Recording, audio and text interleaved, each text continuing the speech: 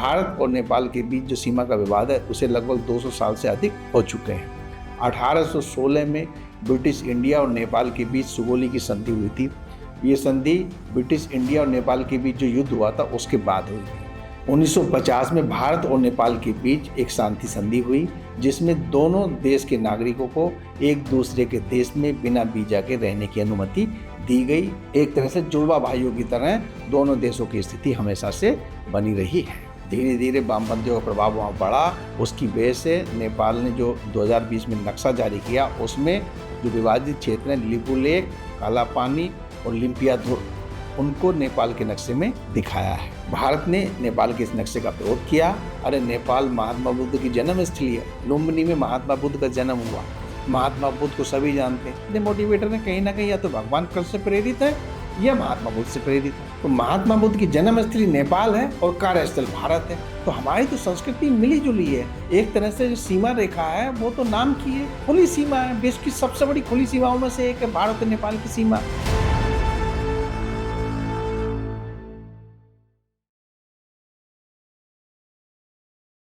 दोस्तों नमस्कार। आज हम भारत और नेपाल की सीमा पर उपजे विवाद को लेकर चर्चा करेंगे। भारत और नेपाल के बीच जो सीमा का विवाद है उसे लगभग 200 साल से अधिक हो चुके हैं। 1816 में ब्रिटिश इंडिया और नेपाल के बीच सुगोली की संधि हुई थी। ये संधि ब्रिटिश इंडिया और नेपाल के बीच जो युद्ध हुआ था उसके बाद हुई थी। इस संधि के बाद ही भारत और नेपाल के बीच सीमा का विवाद जब तब उभरता रहा है, लेकिन आज़ादी के समय तक ये विवाद ऐसे नहीं उपजा था। उसके बाद 1950 में भारत और नेपाल के बीच एक शांति संधि हुई, जिसमें दोनों देश के नागरिकों को एक दूसरे के देश में बिना वीजा के रहने की अनुमति दी गई तथा नेपाल के नागरिकों को भारत में व्यापार और रहने की छूट प्रदान की गई। उसके बाद भारत में लाखों नेपाली नागरिक अपने रोजगार के लिए आते रहे हैं और बड़े आराम से यहाँ रहते रहे हैं। दोनों देशों की संस्कृति, इतिहास आपस में मिला जुला रहा है। सभी जानते हैं नेपाल भी एक हिंदू राष्ट्र रहा है।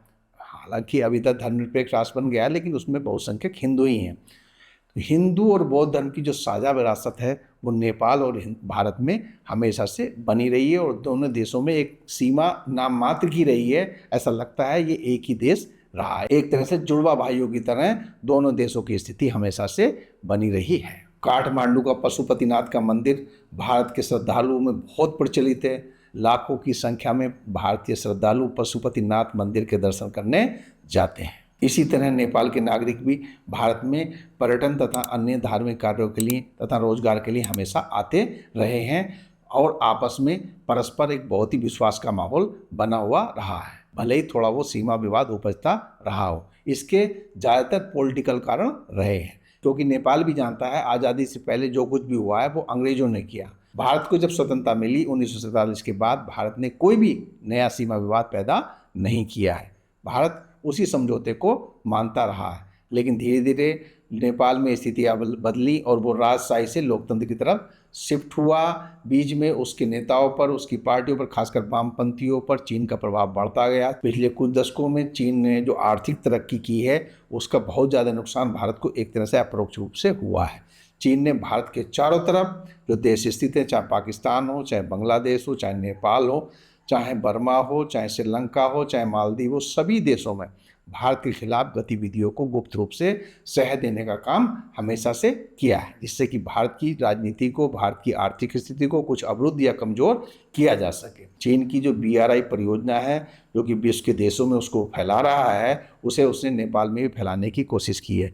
ये जो बेल्ट एंड रोड इनिशिएटिव है, इसके माध्यम से तथा वहाँ की इंफ्रास्ट्रक्चर में भारी निवेश के माध्यम से चीन ने नेपाल पर धीरे धीरे अपना जो वर्चस्व है, अपना प्रभाव बढ़ाने का काम किया है। यही वजह है कि चीन ने नेपाल के काफ़ी क्षेत्र पर कब्जा भी कर लिया, लेकिन उसके बावजूद भी नेपाल में कोई भी नेता या कोई भी पॉलिटिकल पार्टी उसके खिलाफ बोलने में असमर्थ रही।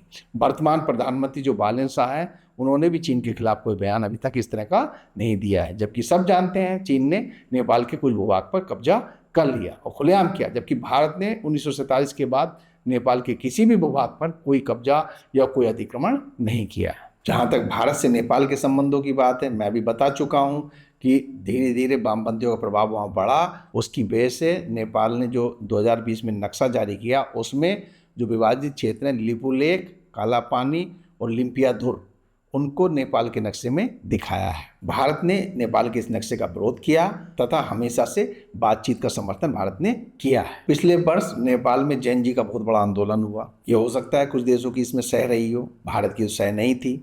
उस आंदोलन के बाद जो उस समय के जो प्रधानमंत्री थे केपी शर्मा ओली, जो कि आए दिन भारत के खिलाफ भाषण देते रहते थे, बातें करते रहते थे और चीन के प्रभाव में पूरी तरह रहे थे, उनको हटा दिया गया, उनको गद्दी छोड़नी पड़ी। और जो अब चुनाव हुए मार्च में, जो उस आंदोलन के सबसे बड़े नेता थे बालेन साहब, वो प्रधानमंत्री बने। बहुत कम उम्र के हैं, मात्र 36 वर्ष के हैं। इतनी कम उम्र में उन्होंने नेपाल के प्रधानमंत्री की शपथ ली। जाहिर है उनमें क्षमता है, वो इंजीनियर हैं, वो रैपर रहे हैं, वो काठमांडू के मेयर रहे हैं और इतने बड़े आंदोलन में उन्होंने भूमिका निभाई और उन्होंने बहुत ही आराम से नेपाल में एक शानदार जीत दर्ज की और वो प्रधानमंत्री बनने में सफल हुए। बालेन शाह युवा हैं, ऊर्जा से भरपूर हैं और वो नेपाल को अच्छी दिशा में ले जा सकते हैं। सभी ऐसा मान भी रहे हैं। वो बहुत आम आदमी की तरह जिंदगी गुजारने की कोशिश कर रहे हैं। आए दिन किसी आम आदमी के साथ फोटो खिंचवाते हुए या बातचीत करते हुए दिख जाते हैं, जिससे लगता है कि वो वास्तव में नेपाल को नए विकास की तरफ ले आना चाहते हैं। लेकिन उनको ये सीखना पड़ेगा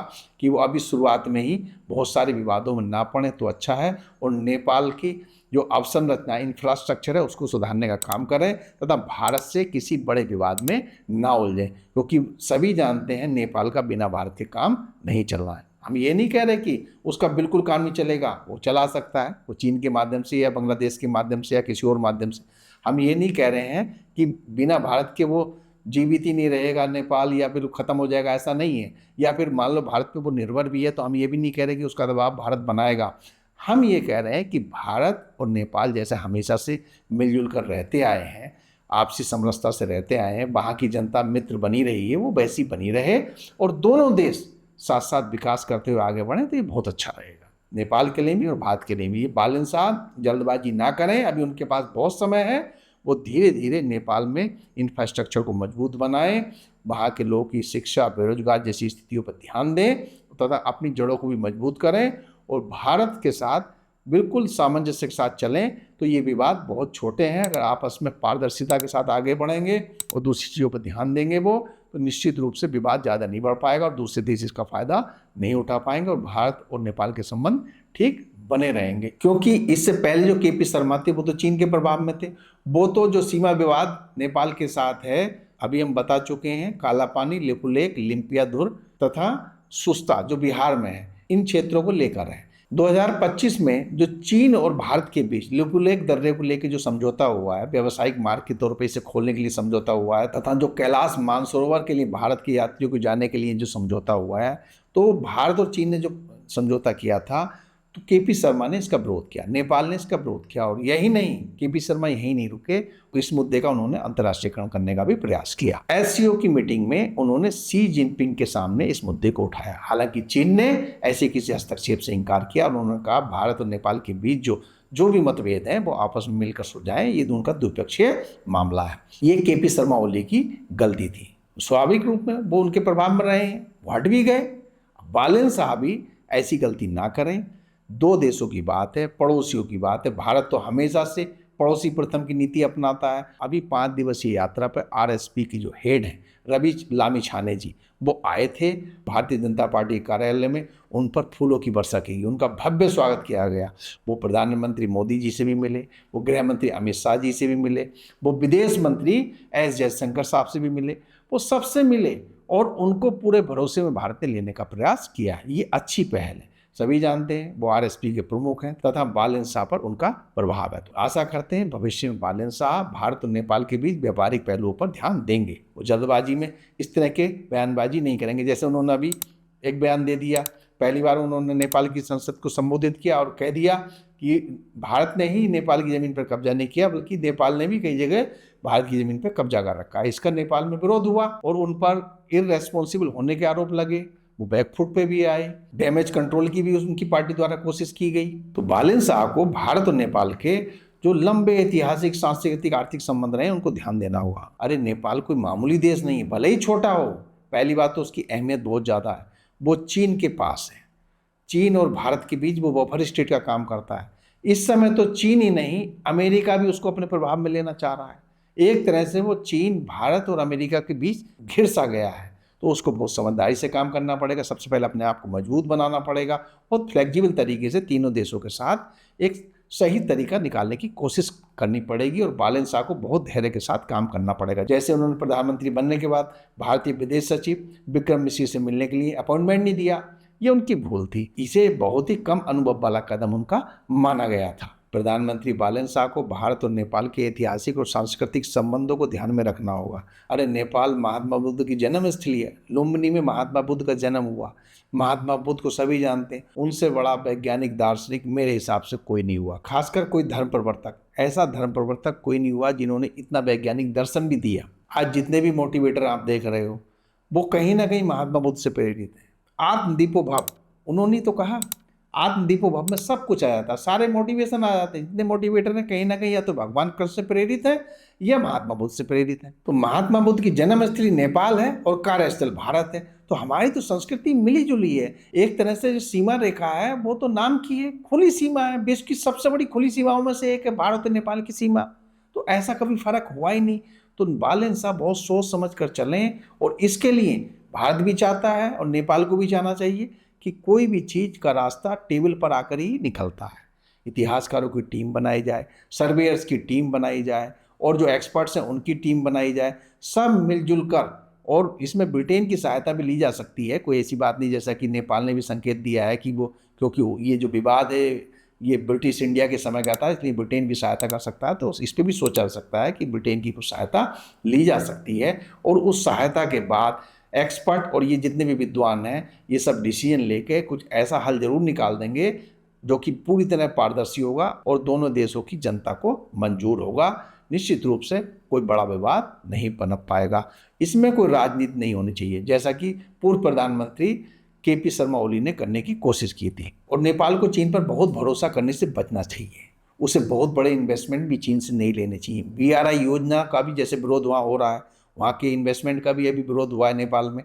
तो उसको ध्यान में रखते हुए बहुत संतुलित तरीका नेपाल के प्रधानमंत्री को अपनाना होगा, जिससे कि चीन और भारत के बीच वो एक संतुलन बनाते हुए आगे बढ़ सकें। दोनों देशों की जनता में जो मित्रतापूर्ण माहौल है, जो सांस्कृतिक धार्मिक भाईचारा हजारों साल से बना हुआ है, अगर प्रधानमंत्री बालन शाह सही रूप में चलेंगे, भारतीय राजनेता भी सही रूप में चलेंगे, निश्चित रूप से वो बना रहेगा। और जैसे पहले भाईचारा के साथ दोनों देश रहते आए हैं, वैसे ही साथ रहते हुए, जैसा कि प्रधानमंत्री नरेंद्र मोदी ने कहा है कि दोनों देश परस्पर साथ में समृद्धि के रास्ते पर आगे बढ़ सकते हैं, तो निश्चित रूप से शांति और सद्भाव के साथ दोनों देश समृद्धि के रास्ते पर आगे बढ़ सकते हैं।